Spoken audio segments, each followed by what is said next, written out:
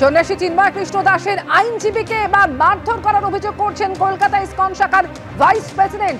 এই নিয়ে এক্স হ্যান্ডেলে তিনি পোস্ট করেছেন, যে পোস্ট করে তিনি লিখেছেন যে এই মুহূর্তে আইনজীবী রমেন রায়, তার অবস্থা আশঙ্কাজনক, মৃত্যুর সঙ্গে লড়াই করছেন রমেন রায়। রমেন রায়ের বাড়িও ভাঙচুর করা হয়েছে, নৃশংসভাবে তাকে মারধর করেছে কট্টরপন্থীরা। এই মুহূর্তে কলকাতা ইসকন শাখার vice president Radharaman Das telephone লাইনে রয়েছেন আমাদের সঙ্গে। রাধারমন বাবু, আপনি এক্স হ্যান্ডেলে একটি পোস্ট করেছেন এবং যেখানে আপনি বলেছেন যে রমেন রায় অর্থাৎ যিনি চিন্ময় কৃষ্ণ দাসের আইনজীবী, তাকে মারধর করাই শুধু নয়, তার বাড়ি ভাঙচুর করা হয়েছে। ঠিক কি ঘটেছে রাধারমন বাবু? আমি এটাই শুনছি কি যত আইনজীবী আছে যে চিন্ময় কৃষ্ণ বাবুকে ডিফেন্ড করছিল, প্রায় সবারই বাড়ির উপরে এরকম হামলা হয়েছে। আর যিনি মেইন অ্যাডভোকেট ছিলেন রমেন রয়, উনি তো একদম এখন আইসিইউতে আছেন, ওনার he is battling for his life, খুব সিরিয়াস আছেন। সেই জন্য আমি আগ্রহ করব কি ওনার জন্য একটু প্রার্থনা করার দরকার, সবাই প্রার্থনা করুন। আর আমার বলার কিছু নেই, এরকম যখন আইনজীবীর উপরেও হামলা হচ্ছে তাহলে চিন্ময় কৃষ্ণ বাবু কিরকম উনি বিচার পাবেন। তো এটা খুব দুঃখনীয় কথা। আমরা দেখছি কি যত ওনার দুজন ব্রহ্মচারী ওনার মেডিসিন আর প্রসাদও নিয়ে যাচ্ছিল, ওদেরকেও অ্যারেস্ট করে নিয়েছে। তো এরকম ওনার আশেপাশে যে ওনাকে হেল্প করতে আসছে চিন্ময় কৃষ্ণ বাবুকে, ওদেরকে এরকম টার্গেট করা হচ্ছে, যেটা খুব আনফরচুনেট।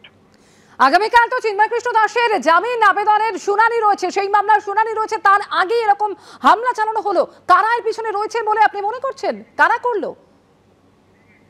আমি কি বলতে পারবো, ভারতে বসে আমরা তো জাস্ট এটা একরকম এইসব নিউজ শুনেই আমাদের মাথা খারাপ হচ্ছে। ওনাকে জাস্ট দেখুন, উনি এত সিনিয়র সিটিজেন, ওনার এটাই ফল্ট কি উনি আইনজীবী, উনি ডিফেন্ড করার যদি ফল্ট হয়ে যায় আইনজীবীর, তাহলে আর কি বলা যাবে।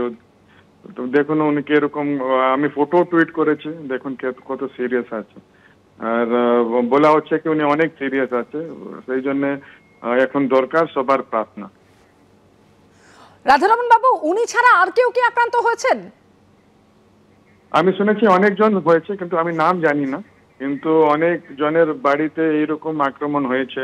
আর পুলিশ ওদের বিরুদ্ধে মিথ্যা মামলাও করছে, মামলাও ওদের আগেন্স্টে রেজিস্টার করছে। তো এরকম উইচ হান্টিং হচ্ছে, যে চিন্ময় কৃষ্ণ বাবুকে পাশে দাঁড়ানোর চেষ্টা করছে, সবাইকে এরকম আক্রান্ত করা হচ্ছে। আগামীকাল যেখানে জামিন আবেদনের মামলার শুনানি রয়েছে, তার আগে এইভাবে আক্রান্ত হতে হলো, এই পরিস্থিতি কেন তৈরি হলো? এর পিছনে কি কারণ রয়েছে বলে আপনি মনে করছেন? আমি কিছু বলতে চাই না, কেন কি এখন ইসকন টার্গেটে আছে, আপনারা সবাই জানেন।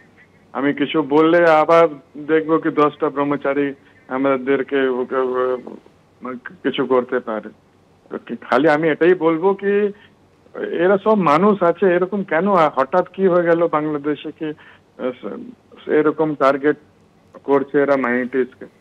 তো এটাই আমিও ভাবতে পারছি না, খুব দুঃখের কথা। ইসকন সবাই জানে কি কিরকম আমাদের ব্রহ্মচারী খেটে খেটে ওরা সবার সঙ্গে দুঃখ সুখে দাঁড়িয়ে থাকে, কিন্তু এরকম সাধুদেরকে ডিস্টার্ব করা। আমরা দেখলাম কি দুদিন আগে যখন 9 জন আর একদিন 54 জন আমাদের ব্রহ্মচারী, ওদের পাশে ভ্যালিড ভিসা, পাসপোর্ট, সব ডকুমেন্ট ছিল, যখন ওরা বেনাপোল বর্ডারে, পেট্রাপোল বর্ডারে এসছে, তো বাংলাদেশি পুলিশ ওদেরকে বলেছে কি আপনারা ভারতে গেলে আপনাদেরকে ভারতের স্থিতি ভালো না, আপনারা আজকে যান না। ওদেরকে এরকম বলে ও করে দেবে, বলো কি ভারতে কি এসব বর্ডারে ওদিকে উৎপাল হচ্ছে, ধারণা হচ্ছে, তো সেই জন্য আপনারা আজকে যান না। কিন্তু যখন মিডিয়া ওদেরকে জিজ্ঞেস করে বর্ডার পুলিশকে বাংলাদেশে কি কেন আপনারা ফিরিয়ে দিয়েছেন, তো ওদেরকে বলা হয় কি আমাদের বাংলাদেশে ইন্টেলিজেন্স থেকে আমাদের খবর আছে কি এদের মুভমেন্ট সাসপিশিয়াস আছে। তো অনেক ধন্যবাদ রাধারমন বাবু।